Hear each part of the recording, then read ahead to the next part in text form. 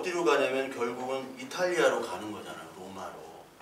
하나님께서 너는 로마에 가서 가이사 앞에 서야 된다라고 하는 것이죠. 그래서 27장은 가이사라는 곳, 가이사라는 곳은 이제 이스라엘 맨 북쪽에 있습니다. 북쪽 해변 도시에서 로마로 가는 여정을 나타내는 거예요. 그래서 여러분 지도를 좀 보시면 이탈리아가 이렇게 있잖아요. 이탈리아가 이렇게 있고 여기 이제 시칠리가 있고 이렇게 해서 이제 그리스가 여기 있고요. 여기 이제 터키가 이렇게 있습니다. 그런데 터키고 여기 예루살렘 이쪽이죠. 여기가 시칠리고 그래서 여기 구브로라는 섬이 있어요. 사이프러스, 키프러스라는 섬이 있고 여기에 크레테라는 섬이 있습니다.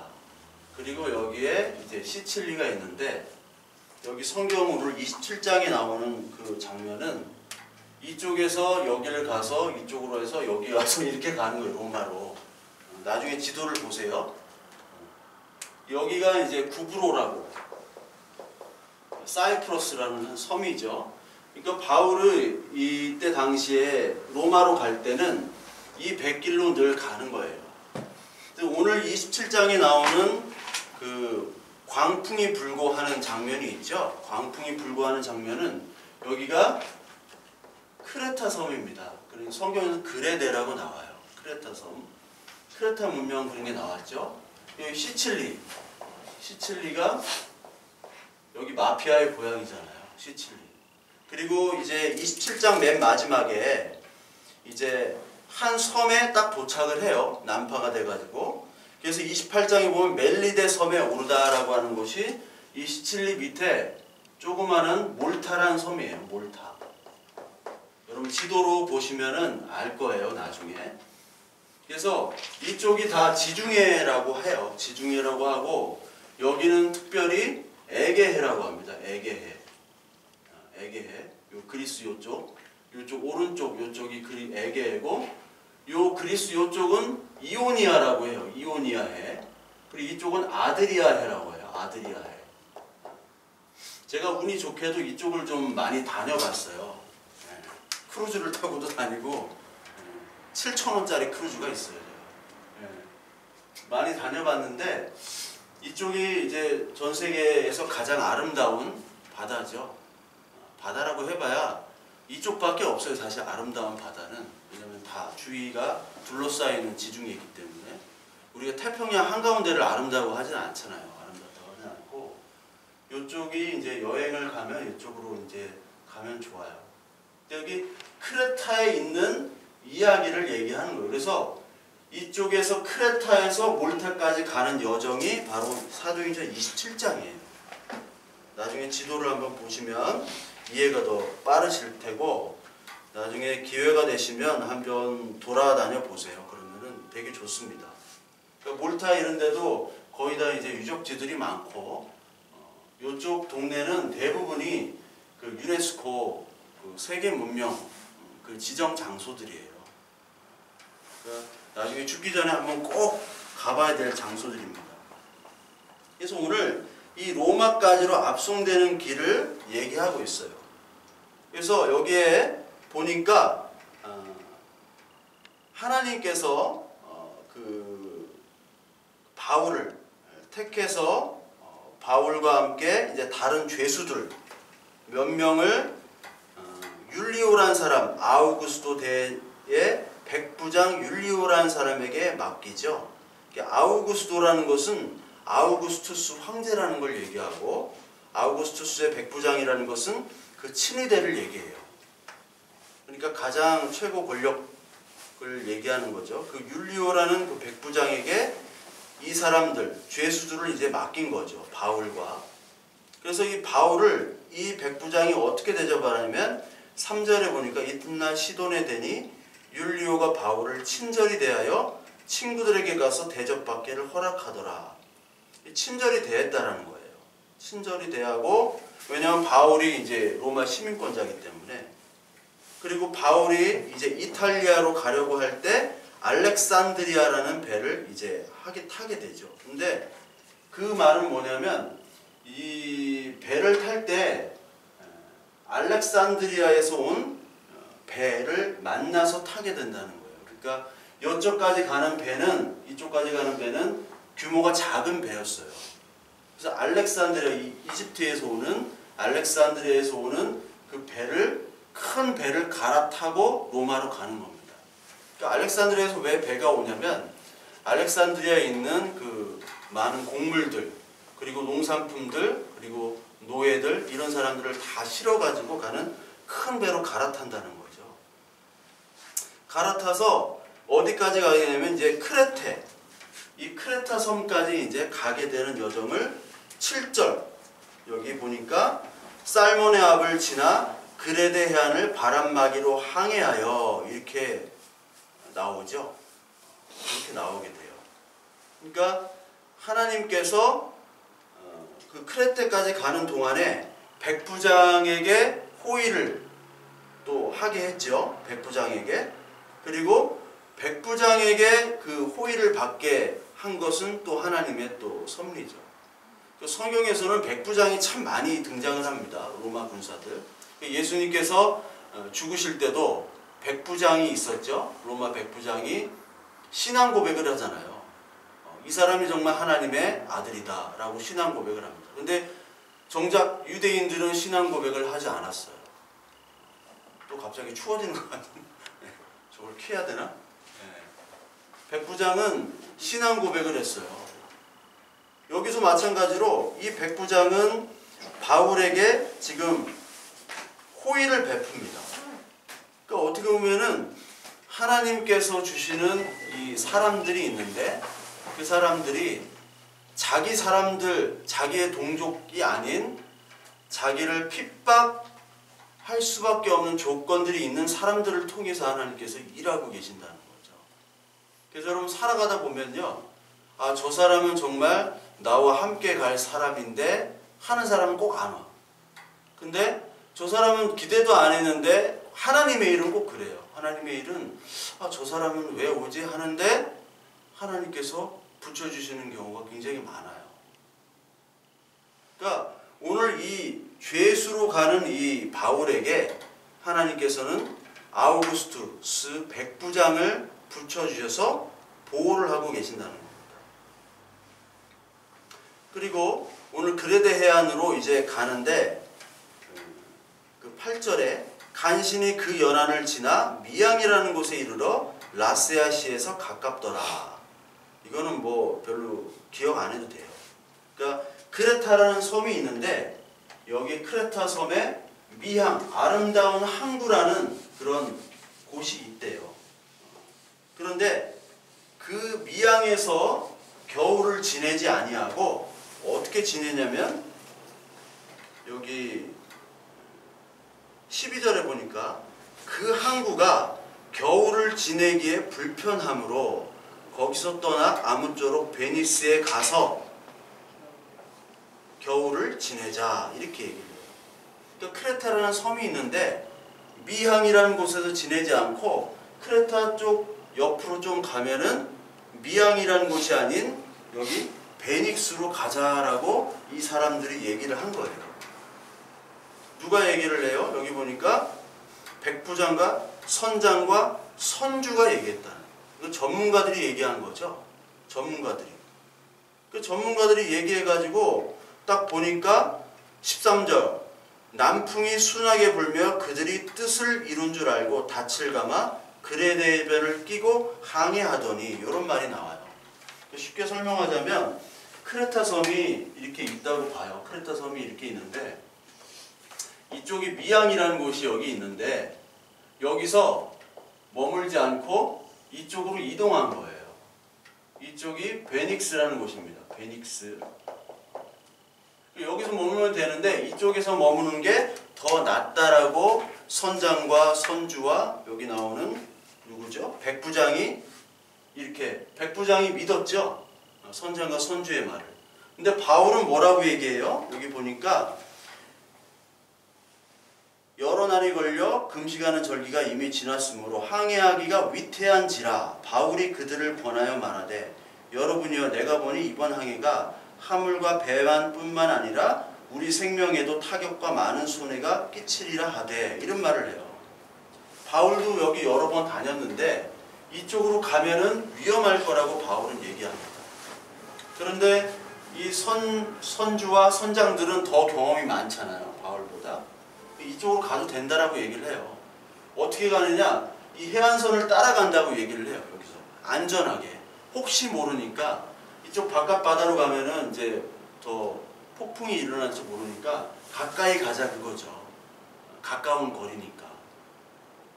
그러니까 뭐를 얘기하냐면 지금 이 백부장은 바울의 말보다 전문가인 이 선장과 선주의 말을 더 믿었죠. 그렇잖아요. 우리가 여기서 볼 때 누구의 말을 믿어야 되는지 또 봐야 됩니다. 그러니까 전문가와 베테랑의 의견보다 하나님의 말씀을 믿는 것인가, 아니면 하나님의 말씀보다 이 세상의 전문가의 말을 믿는 것인가. 사실 우리는 그 싸움을 하고 있는 거예요, 이 세상에서. 그러니까 하나님의 말씀은 사실 우리 이성과 합리로 다 우리가 믿을 수가 없지 않습니까? 그러니까 다 설명되어지는 게 아니에요. 그런데 하나님의 말씀은 설명되어지지 않는 것들을 이 말씀을 통해서 믿게 해주시는 거죠. 그래서 그걸 우리가 믿음이라고 하는 거잖아요. 이 세상에 많은 사람들이 아 이건 맞아 이렇게 해야 돼 하는 것들이 하나님의 말씀을 볼 때는 아니야 라고 얘기하는 것이 복음이 들어가는 겁니다. 그리고 이 세상은 아니야 라고 얘기하는 걸 때 하나님이 이건 맞아 라고 하는 것이 바로 복음이에요. 그렇기 때문에 이 세상에 많은 사람들이 가는 길, 그걸 넓은 길이라고 하고 하나님의 길, 이 복음의 길은, 계시의 길은 좁은 길이라고 하잖아요. 그러니까 예수님이 이 말씀을 전할 때 많은 사람들이 예수의 말씀을 듣지 않았어요. 바울의 말을 많은 사람들이 듣질 않았어요. 바울이 전도를 하니까 아그리빠 왕이 뭐라고 얘기해요? 네 많은 학문이 너를 미치게 했도다 라고 얘기하잖아요. 그러니까 하나님의 말씀은 이 세상 많은 사람들에게 전해지지 않고 마음속으로 들어가지가 않아요. 그것은 성령께서 역사해야지만이 인도되어지는 겁니다. 이 세상은 유행에 따라가잖아요. 복음은 유행이 아니죠. 겨울철에 지금 잠바가 작년에 롱패딩이 유행해가지고 올해도 롱패딩을 그렇게 많이 찍었는데 올해 하나도 안 추웠잖아요. 작년에 그렇게 추웠는데. 돌아다녀 보면 가장 많은 롱패딩이 그 내셔널 지오그래픽이잖아요. 내셔널 지오그래픽. 근데 내셔널 지오그래픽이 이게 BBC 방송 중에 하나예요. BBC 중에 내셔널 지오그래픽이 뭐 동물 그리고 그 역사 뭐 그런 것도 하고 주로 동물이나 뭐예요 그 환경 그런 거 얘기하잖아요. 그러니까 어떻게 보면은 내셔널 지오그래픽 그 마크를 찍고 다니는 거는 우리나라 KBS의 동물의 왕국, 뭐 꿀벌의 세계 이런 거를 옷에다가 찍고 다니는 거랑 똑같아요. 그러니까 생각해 보세요. 그 동물의 왕국이라고 이렇게 패딩에다가 찍고 노란색 이렇게 해놓고 그거 선물이라고 주면 누가 좋아하겠어? 그거 창피해서 못 입고 다니잖아요. 근데 그걸 좋다고 막 그냥 한 40만 원, 50만 원, 막 60만 원씩 주고 그걸 사서 입고 다녀요. 돌아다녀 보면 그 서울에는 이제 외국 사람들이 많잖아요. 특히 뭐 강남이나 이태원 가면 내셔널 지오그래픽을 다 입고 다녀요. 한국 사람. 근데 외국 사람 중에 내셔널 지오그래픽 입은 사람이 없어요. 그러니까 우리는 다른 사람이 하는 대로 쫓아가는 거예요. 그러니까 우리가 믿음이 있는지 우리가 과연 이 말씀과 예배를 왜 우리가 듣고 예배를 하는지 볼 때 다른 사람의 목소리를 듣는 거지 내 생각이 없는 거예요.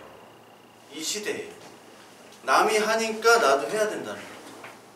그 전문가들의 말을 우리는 신뢰하고 그것들을 따라가면 내가 전문가의 말대로 될 거라고 생각을 해요.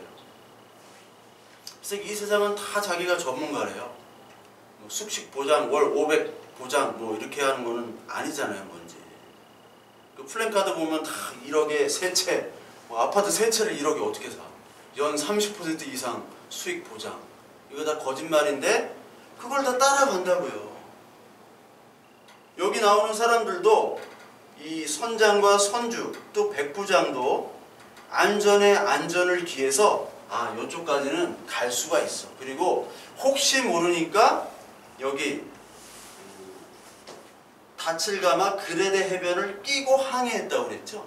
해변을 끼고 13절에. 그런데 해변을 끼고 항해하니까 여기 보니까 남풍이 순하게 불었대요. 그러면서 자기의 뜻을 이룬 줄 알고 라고 얘기를 한단 말이에요. 그러니까 우리가 어떤 일을 할 때 이게 잘 돼가는 일이 있을 때 역시 하나님께서 나를 보호해 주시고 이게 하나님의 뜻 맞고 하나님이 도우시는구나 라고 생각할 때 바로 어떤 일이 벌어지냐면 14절에 유라굴로라는 광풍이 크게 일어난다는 겁니다. 그러니까 우리가 자기 멋대로 하나님의 뜻과 하나님의 생각, 이건 하나님의 일이야 라고 생각하는 거예요. 어떤 분이 교수님이셨는데 새벽기도 잘 안 나오시는 분인데 갑자기 새벽기도를 막 나오시는 거예요. 근데 알고 보니까 대학 총장 선거 해가지고 총장 선거 때 막 이렇게 하나님의 영광을 드러내게 하여 주시옵소서. 기도 제목. 그러니까 총장이 3명이 나오는데 총장 후보에 자기만 크리스찬이고 나머지는 난 크리스찬이죠. 그래서 자기가 돼야지 이제 하나님의 영광이 이루어진다라는 거예요. 내가 돼야지 하나님의 영광이 이루어지지 딴 놈이 되면 하나님의 영광이 이루어지지 않는 거예요. 그러니까 막 열심히 기도를 하신 거예요.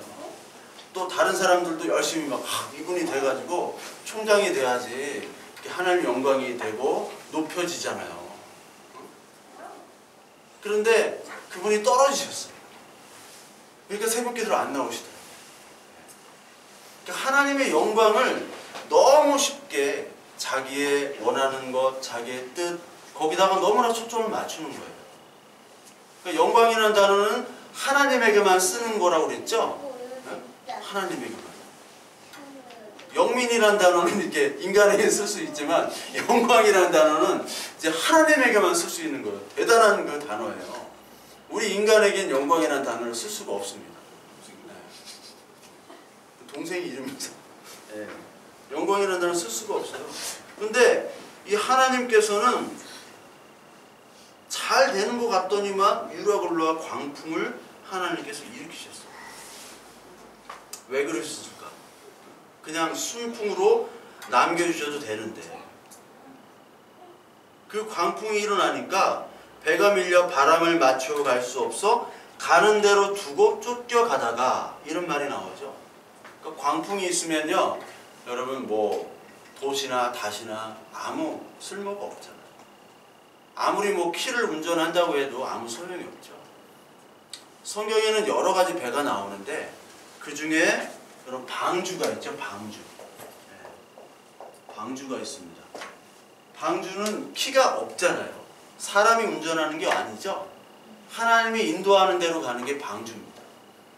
인간이 만든 배들은 다 키가 있고 닷도 있고 돛도 있고 자기가 원하는 대로 또 바람이 부는 대로 그리고 그 파도에 따라 자기가 컨트롤을 하는 거예요. 그런데 방주는 컨트롤이 안 되잖아요. 누가 컨트롤하는 겁니까? 하나님께서만이 컨트롤하는 거죠. 인간은 자꾸 자기가 키를 만지려고 해요. 그렇죠? 이 세상 살아갈 때는 자기가 키를 만지지만 특히 구원의 문제에 있어서는 하나님의 방주 없이는 우리가 살 수가 없는 겁니다. 오늘도 유라굴로 광풍을 하나님께서 주셔서 여기 20절에 보니까 여러 날 동안 해도 별도 보이지 아니하고 큰 풍랑이 그대로 있음에 구원의 여망마저 없어졌더라 이런 말이 나오죠. 그러니까 해도 발도 보이지 않을 정도로 풍랑이 일고 그리고 깜깜했다라는 거예요. 그리고 여러 사람이 오랫동안 먹지를 못했대요. 이게 얼마나 큰 문제예요. 사람들이 해와 별과 달을 보고 항해를 했는데 그것도 보지 못하게 오직 구원의 여망도 다 버리도록 하나님이 하셨다는 겁니다. 우리가 그럴 때가 있잖아요. 사흘 밤낮 못 먹을 때 있고 아무것도 알지 못할 때가 있잖아요. 저도 옛날에 간첩이 넘어가지고 그 간첩 잡는다고 할 때 신나가지고 갔어요. 아, 룰루랄라 뭐 그냥 별거 아니야 하고 갔는데 사흘 동안 밥을 못 먹었어. 뭐 가져온 게 없어가지고 담배라도 가져왔으면 되는데 담배도 그냥 뭐 없어가지고 힘들었어요. 사흘 동안 먹을 게 없는 거예요. 잠도 못 자요. 잠도. 맨날 막 총소리 들리고. 이 사람들은 지금 사흘 동안 먹지도 못하죠. 아무것도 볼 수도 없지. 언제 죽을지 모르지. 구원의 여망이 없어질 때 하나님께서 그때 일하시는 거예요. 그때. 그러니까 어떤 목사님이 그랬는데 인간의 끝은 하나님의 시작이다라는 말 하셨어요. 인간의 끝은. 그러니까 하나님이 시작하려고 하면 인간이 끝이 돼야 돼요. 방법이 없어요, 인간은. 그렇게 여러 날 동안 해도 별도 달도 보이지 않을 때 풍랑이 일 때 이 사람들이 어떻게 합니까? 18절에 우리가 풍랑으로 심히 애쓰다가 이튿날 사공들이 짐을 바다에 풀어버리고 라는 말이 나와요. 짐을 바다에다가 다 버리는 겁니다. 지금 배가 알렉산드리아로부터 온 배예요. 알렉산드리아는 도시는 지금도 굉장히 큰 도시고 아름다운 도시지만 기독교 역사상 그리고 전 세계 역사상에 가장 위대했던 도시 중에 하나예요. 가장 크고 웅장했던 도시. 이름도 알렉산드리아잖아요. 알렉산더 대왕이 세운 도시예요. 그래서 알렉산드리아라는 곳에는 옛날에 그 세븐 원더스라는 게 있습니다. 7가지 불가사의. 그 중에 남아있는 것은 피라미드밖에 없어요. 7가지 인간이 지을 수 없는 고대 그 세븐 원더스 중에 하나인 그 파로스 등대라고 있어요. 파로스 등대. 저희 집 맞은편에 보니까 파로스 모텔이 있더라고. 파로스 모텔. 아, 저 양반이 파로스 등대를 아나? 파로스 모텔이 있어. 그래가지고. 모텔이 수백 개 있잖아요. 저쪽에. 파로스 모텔. 그 파로스 등대라는 것이 이제 그 세븐 원더스 중에 하나고 가장 그 신학자들도 많이 나왔던 곳이 있었고 가장 큰 도서관이 또 알렉산드리아에 있었어요. 근데 이 알렉산드리아에 있는 그 아프리카에서 온 곡물들, 책, 귀중품, 상인들 이런 모든 훌륭한 값비싼 물건들을 다 지금 버리고 있어요. 짐을. 모두 다 버리는 거예요. 동남아시아에서 원숭이 잡는 방법 들어보셨죠? 원숭이가 욕심이 많잖아요. 그래가지고 이 병에다가 먹을 거를 넣어놔요. 병에다가 손을 집어넣었어. 원숭이가. 집어넣어서 손이 안 빠지는 거예요. 손을 그 먹을 거를 손을 놓으면은 주먹을 놓으면은 빠지는데 그거를 안 놓고 있어요. 원숭이가 그걸 먹으려고. 그때 몽둥이를 친답니다. 머리를 서서 잡는데요. 그 원숭이가 그만큼 욕심이 있는 거예요. 그러니까 그 먹을 것을 손을 내려놔야 돼요. 여기 나온 것처럼 하나님은 지금 풍랑이 일 때 네가 가졌던 것을 내려놓으라고 하시는 거예요. 우리 이 세상은 욕심으로 가득 차 있잖아요. 그래서 그걸 계시록 18장에는 이 세상을 바벨론이라고 얘기합니다. 계시록 18장에 보면요. 18장 10절부터 19절. 계시록 강의가 이제 다 끝났어요. 수요예배 때. 계시록 강의가 다 끝났는데 18장 여러분들은 안 들으시잖아요. 18장 10절부터 19절 보면은 10절 그의 고통은 무서워하여 멀리 서서 이르되 화이또다 큰성 견고한 성 바벨론이여 한 시간에 내 심판이 이르렀다 하리로다. 여기도 똑같이 상인이 나와요. 바벨론 상인들이 나오는데 상인들이 지금 막 우는 거예요. 왜 울어요?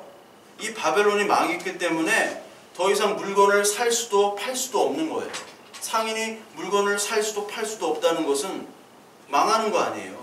근데 하나님께서 이 바벨론을 1시간 동안 망하게 하셨다는 거.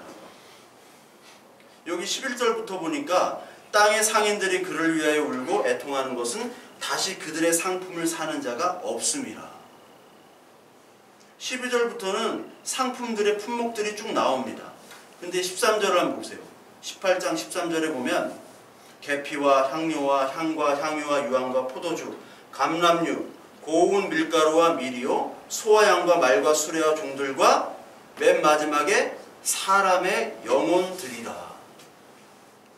이 세상은요, 물건들을 팔지만 사람의 영혼들을 파는 거예요.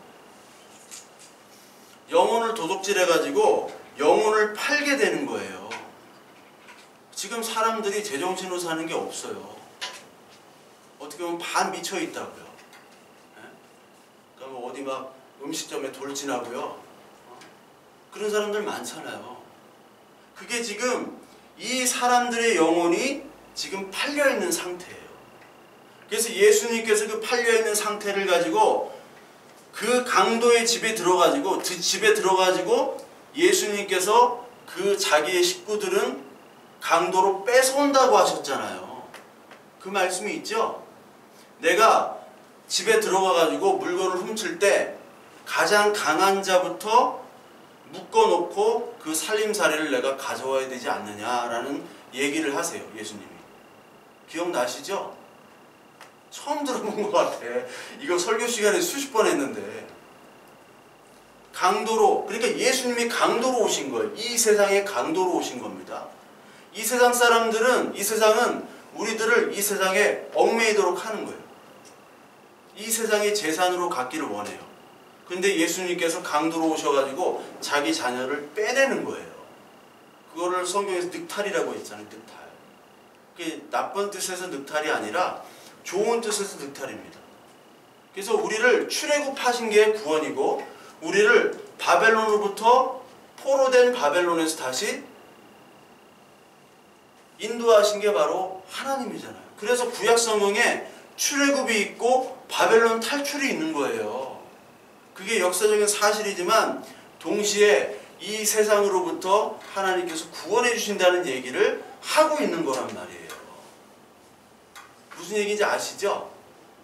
그러니까 우리는 하나님께서 다 버리도록 하는 거예요. 지금 이 유라굴레를 보냄으로 말미암아 해와 별과 달로 너희들을 판단하지 말고, 네가 해, 달, 별로 판단하지 말고 오직 하나님만 의지해라 라고 유라굴로를 통해서 네가 가지고 있던 거, 가치 있는 것들을 버리게 하시는 겁니다.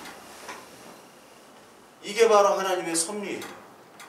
하나님이 우리를 버리게 하시고 우리가 버리지 못하면 하나님께서 더 큰 유라굴로를 보내시는 게 하나님의 자녀에게 임한 이 세상의 하나님의 인도입니다. 이거를 믿는 것이 바로 믿음이에요. 여기에 순종하는 것이 바로 믿음이에요. 그러니까 인생이 내 뜻대로 내 계획대로 되지가 않죠. 그러니까 인생의 유라굴로가 다 있는 거예요. 가정을 통해서 유라굴로를 주시기도 하고, 또 우리 자녀를 통해서 유라굴로를 주시기도 하고, 우리 사업을 통해서, 만나는 사람을 통해서 다 유라굴로를 주시는 거예요. 우리 자녀가 정말 잘 크다가 여기 나온 것처럼 순풍으로 가다가 우리 자녀가 잘못될 수도 있잖아요. 그렇잖아요. 내 사업이 순풍으로 가다가 갑자기 유라굴로를 만나가지고 살 소망이 끊어질 때가 있잖아요. 그런 유라굴로를 우리에게 주시는 거예요. 그런데 이 유라굴로가 하나님의 인도가 아니고, 내가 믿음이 없고 내가 잘못 살고 내가 정말 나쁜 짓을 해가지고 이런 것인가, 뭐 그럴 때도 많죠. 그렇지만 하나님의 자녀에게는 그런 것이 아니라 네가 버릴 수 없는 진, 네가 꼭 가지고 가야 되기 때문에 유라굴로 광풍을 통해서 그것들을 버리게 하시는 하나님의 섭리란 말이에요. 이거를 하나님의 자녀들은 알아먹습니다. 하나님의 자녀가 아닌 사람들은 이걸 몰라요. 끝까지 버리지 않고 짐을 가지려고 해요. 그 교회를 많이 나오지만, 뭐 수십 년 신앙생활을 했다고 하지만 이것이 느껴지지 않고 하나님의 인도가 안 되고 느껴지지 않을 뿐더러 이 짐을 버리지 않으려고 한다면 이 세상 사람들과 똑같잖아요. 이 세상 사람들과 뭐가 달라요? 똑같은데. 그러니까 변화가 되지 않는 겁니다. 하나님은 계속해서 우리에게 유라굴로를 보내는 거예요. 그런데도 이걸 민감하지 않고 둔하기 때문에 이거를 받아들이지 못한다면 내가 지금 아직도 하나님의 자녀가 아닌지 살펴봐야 됩니다. 오늘 이 바울은 지금 죄인으로 가는 겁니다. 로마로. 막 영광스러운 자리로 가는 게 아니라 고소당해가지고 죄인으로 가요. 그런데 이 죄인 바울이 22절, 21절에 뭐라고 얘기하냐? 바울이 이 사람들 가운데 서서 말을 해요. 다 같이 굶었어요. 바울도 무섭습니까? 안 무섭습니까? 바울도 지금 무서워 죽겠어요. 언제 죽을지 모르는데. 바울이 가운데 서서 말하되 여러분이여 내 말을 듣고 그레데에서 떠나지 아니하여 이 타격과 손상을 면하였더라면 좋을 뻔하였느니라. 그렇게 얘기를 하죠. 그러니까 선장과 선주들도 바울 말 들을걸. 백부장도 바울 말 들을걸. 내 경험을 믿고 내 판단을 믿고 했더니 이런 고난을 겪는구나. 근데 바울은 거기서 그치는 것이 아니라 22절에 보니까 내가 너희를 권하노니 이제는 안심하라. 너희 중 아무도 생명에는 아무런 손상이 없고 오직 배뿐이니라. 바울은 지금 단언을 해요. 앞으로 생명에 아무런 지장이 없고 배만 조금 상할 것이다 라고 예언을 합니다. 지가 뭔데 예언을 해요? 선장과 선주가 더 잘 아는데 그 예언이 어디서 나오느냐? 23절 같이 한번 읽을까요? 23절 23절과 24절 우리 같이 한번 읽겠습니다. 건반바 내가 섬기는 하나님의 사자가 어젯밤에 내 곁에 서서 말하되 바울아 두려워하지 말라. 내가 가이사 앞에 서야 하겠고 또 하나님께서 너와 함께 항해하는 자를 다 내게 주셨다 하였으니 그렇게 얘기하죠. 그리고 25절 그러므로 여러분이여 안심하라. 나는 내게 말씀하신 그대로 되리라 하나님을 믿노라. 이렇게 얘기를 합니다. 그러니까 지금 바울도 풍랑의 두려움과 공포 속에 있는데 그때 하나님께서 말씀을 주시죠. 위로의 말씀을 주시고 힘의 말씀을 주세요. 네가 로마로 가야 하는 이유는 뭐냐? 네가 왜 이 배를 타게 됐느냐? 바로 로마로 가야 되기 때문에. 왜 로마로 가냐? 하나님의 말씀을 로마에서 전해야 되기 때문에. 그래서 바울은 자기가 죽지 않는다고 확신을 한 거예요. 나뿐만 아니라 너희들도 죽지 않는다.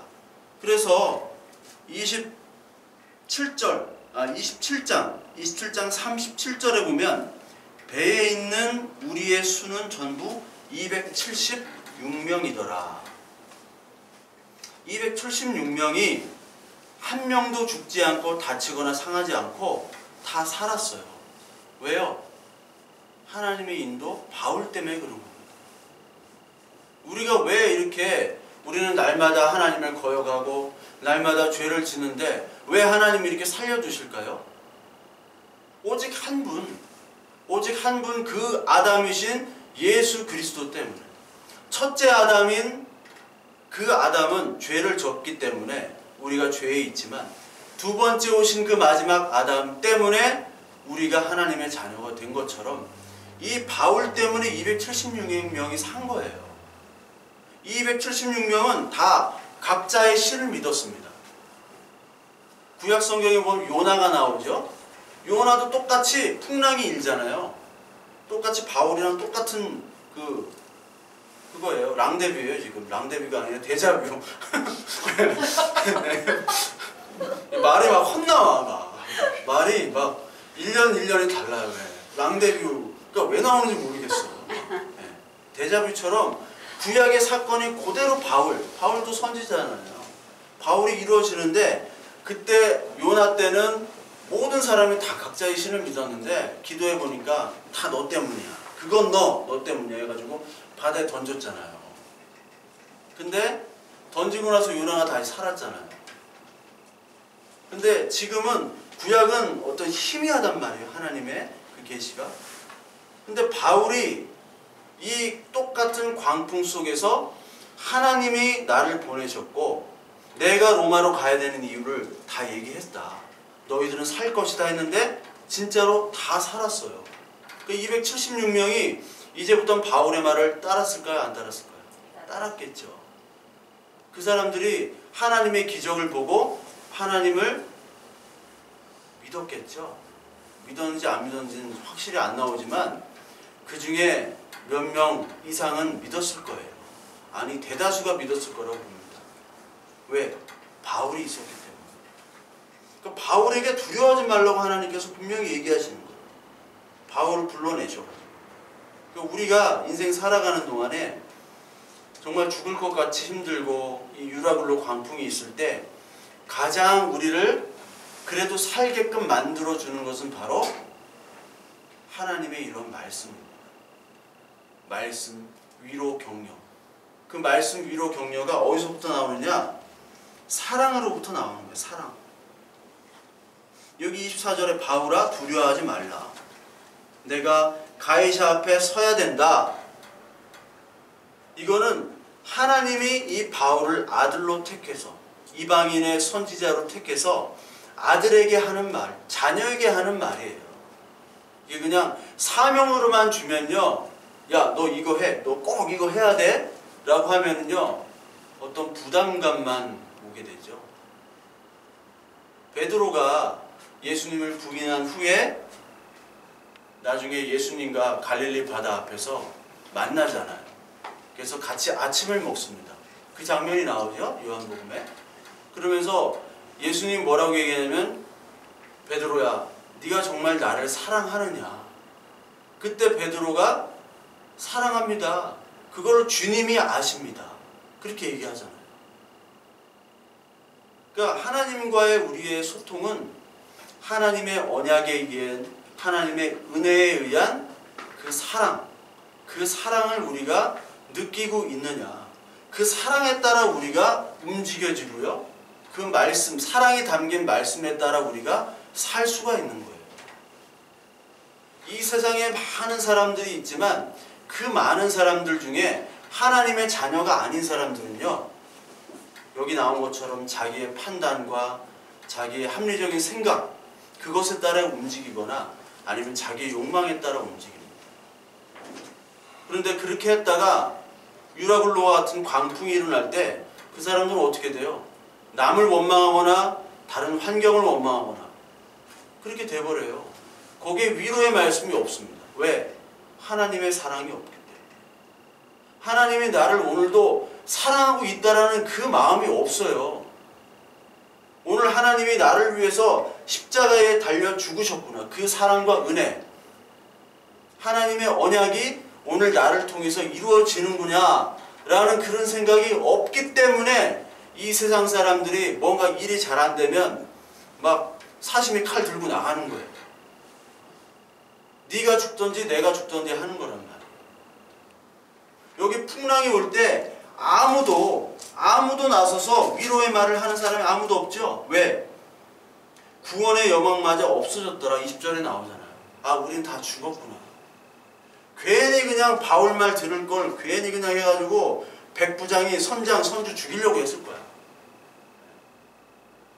네가 괜히 가자고 해가지고, 야, 이거 해봐. 잘 될 거야. 주식 투자 여기 좋은 거야. 아주 좋은 정보야. 거기 했더니 망한 사람 많잖아요. 죽이려고 할 거야. 여기 투자 유도했던 사람들. 그런데 오직 바울, 하나님의 자녀만이 나서서 지금 외치잖아요.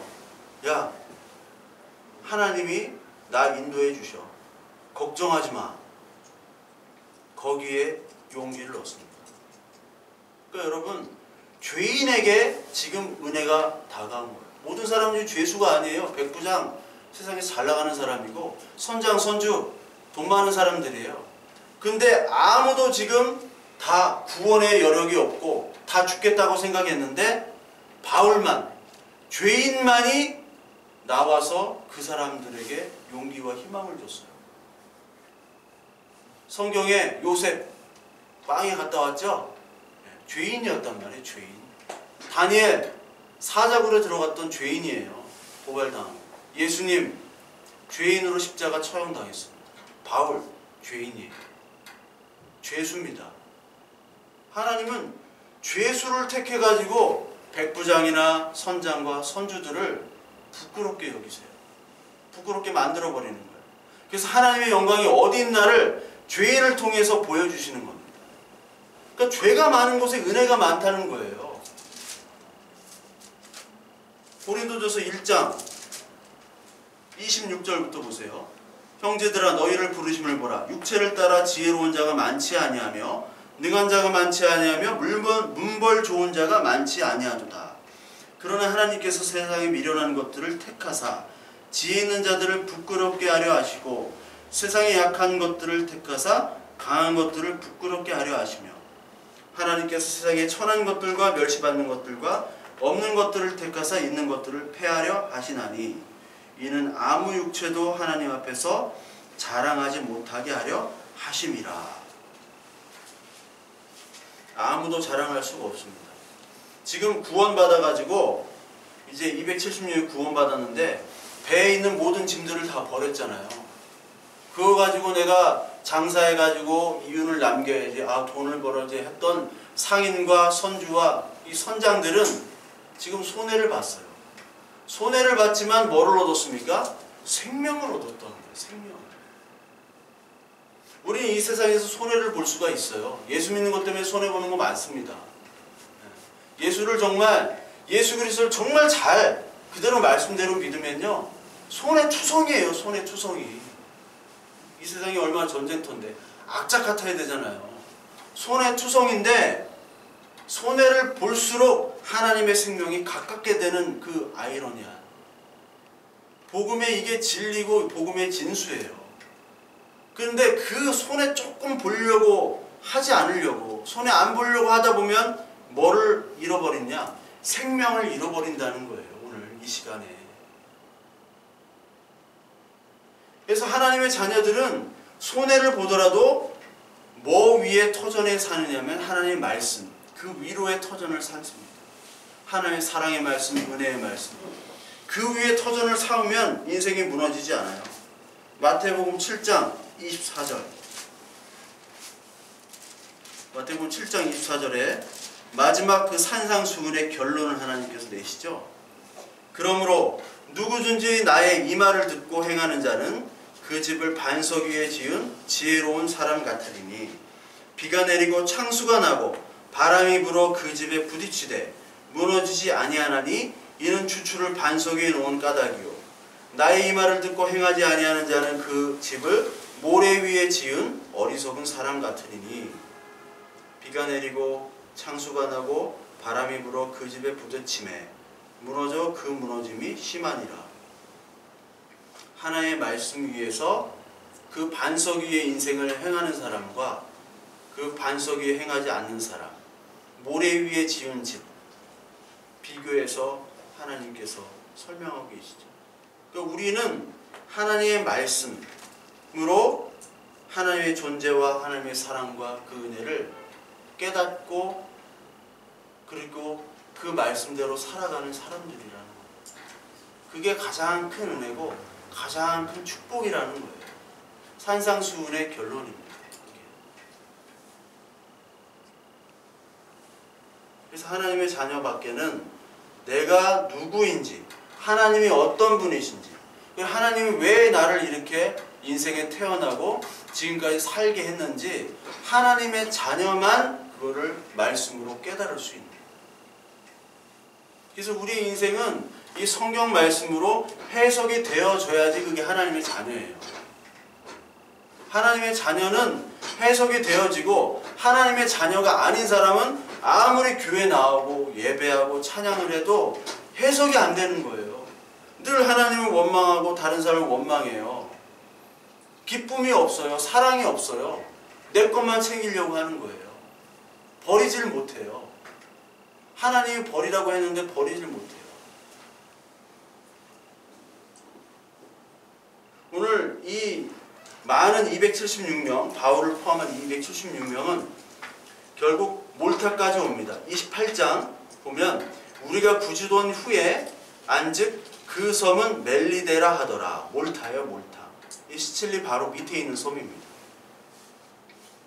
몰타까지 오리라고 생각한 사람이 아무도 없어요. 우리가 계획한 곳으로 인도될 것이라고 생각한 사람이 아무도 없습니다. 10년 전에 제가 여기 있으려 아무 생각도 못했어요. 나는 어렸을 때는 서울에 살 줄 알았어. 근데 아직도 여기 살아. 아직도. 네? 아직도. 여기 사는 거 불편해. 네. 네. 아직도 여기 살아. 서울 얼마나 복잡하. 네. 여기 바로 초등학교 나왔잖아요. 제가 여기 초등학교 바로 여기. 요 옆에. 바로 뒤편. 네. 그래요. 전교 회장이었어. 3,000명 중에. 네. 그래, 쟤는 좋은 대학 가겠지 이렇게 생각했어요. 아, 나도 좋은 대학 가겠지. 예. 점수 높은 대학 가겠지. 근데 아직도 여기 살아요. 아직도. 내 계획대로 되는 게 하나도 없어요. 여러분 10년 전에 여러분이 다 소망하고 계획했던 모습들이 있잖아요. 자기의 모습들. 아, 난 이렇게 하고 내 계획은 이렇고. 근데 계획대로 된 게 별로 없어요. 계획대로 된 분들도 있죠. 있기야. 근데 계획대로 되지 않았지만 하나님의 자녀는 도착해보면 알아요. 도착해보면 왜 내가 여기에 도착했는지, 왜 몰타에 도착했는지 바울은 알게 돼요. 그리고 276명도 깨닫게 되는 거예요. 왜 내가 여기까지 도착했는지. 도시고 다시고 지금 다 부서지고 아무것도 없는데 그냥 어떻게 오다 보니까 여기 왔는데 어떻게 온 것이 아니라 하나님의 인도로 온 거예요. 하나님께서 말씀을 통해서 알려주시는 것이 바로 이 자녀들의 특권입니다. 그게 축복이에요. 남의 자식에게는 알려주지 않습니다. 네? 맛집 주방장하는 그 주인이 다른 집 자식한테 알려줘요? 자기 자식한테 물려주고 알려주잖아요. 남의 자식한테는 왜 네가 여기를 오고 왜 네가 이 일을 해야 되고 왜 아직도 살아있는지 하나님이 알려주시지 않아요. 오직 하나님의 자녀만이 깨닫습니다. 그리고 나중에 믿음을 고백하게 만드세요. 하나님께서 하시고 하나님께서 나를 인도해 주셨습니다. 하나님의 자녀로 마지막까지 인도해 주실 것을 믿습니다라고 고백하도록 하나님께서 인도해 주십니다. 그래서 하나님께서는 오늘 우리 인생에서 유라굴로 광풍을 만나게 하셔서 풍랑을 만날 때는 만나게도 하시고요. 버려야 할 때는 버리게도 하시고 파손될 때는 파손되게 만드세요. 내 계획과 내 생각이 아니라 하나님 뜻과 하나님 계획대로 우리를 인도해 나가시는 겁니다. 바울이 결국은 이스라엘에서 예루살렘에서 고소당해가지고 죄인의 모습으로 오지만 결국 로마까지 인도한 것처럼 하나님께서는 우리를 바울이 로마로 인도한 것처럼 하나님의 완성된 그 하나님의 나라로 우리를 인도해 주실 겁니다. 여러분 유라굴로 광풍 가운데 여러분 우리 하나님의 말씀을 붙잡고 버려야 될 것은 버리고요. 그리고 끊어야 될 것은 끊고 그리고 우리가 가지고 있는 짐들이 그리고 아끼는 배들이 파손될 때라도 하나님은 우리에 대한 사랑과 그리고 하나님의 나라까지 가게 하는 그 하나님의 자녀의 그 프로젝트를 완성하실 겁니다. 오늘도 하나님의 말씀에 따라 이 유라굴로 광풍 가운데 위로를 받으시고 그리고 하나님께서 오늘도 저와 여러분들을 사랑하고 계신다는 것, 그것에 기뻐하시고 그것에 감사하시는 저와 여러분들 되길 바랍니다.